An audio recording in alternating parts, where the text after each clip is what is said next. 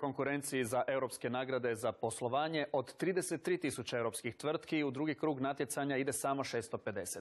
Među njima je 11 hrvatskih. Njima su večeras uručene i prigodne nagrade, a cilj tog natjecanja je promoviranje izvornosti i uspješnosti u biznisu. Prema mišljenju međunarodnih sudaca, 11 hrvatskih tvrtki može stajati uz bok najboljima u Europi. Koncept nagrade je stvoriti veliko europsko natjecanje kako bismo pronašli najbolje tvrtke, pomogli im da budu još uspješnije, te da inspiriraju druge i uče od najboljih.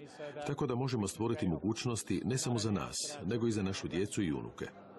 A naše nagrađene tvrtke stvaraju baš takvu budućnost i u Hrvatskoj. Umrežavanje poslovne zajednice je iznimno važno u svakom sektoru, a ponajviše u ICT-u, slažu se nagrađeni.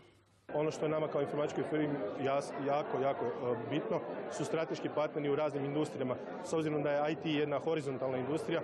I britanska vlada podupire ovaj, kako kažu, hvale vrijedan projekt. Koja je najbolja tvrtka u Hrvatskoj? Ne mogu na to odgovoriti. Ja sam diplomat.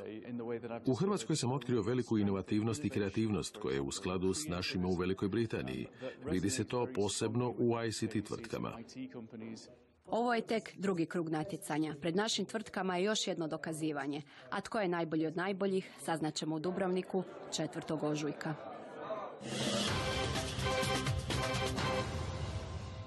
Francuski predsjednik, socijalist François Hollande objavio